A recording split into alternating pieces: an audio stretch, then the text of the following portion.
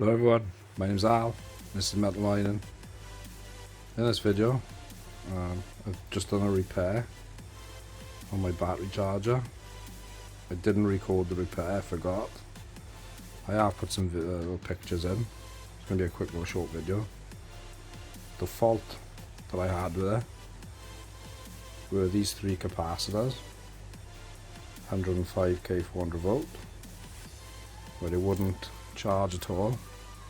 This charger does do 12 volts and 24 volts, and also it does do like a flat battery start off the mains, so you can start your vehicle off the mains power. The battery's completely flat. It's a pretty good machine, I've had it a couple of years. It's battered, but it does the job.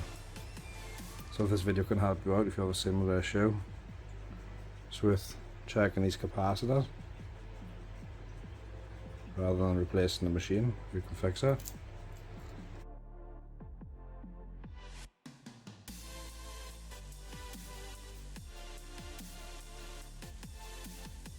There we go, that's the battery charger, 11 volts. It's low on the battery, so it's the voltage coming out of the charger.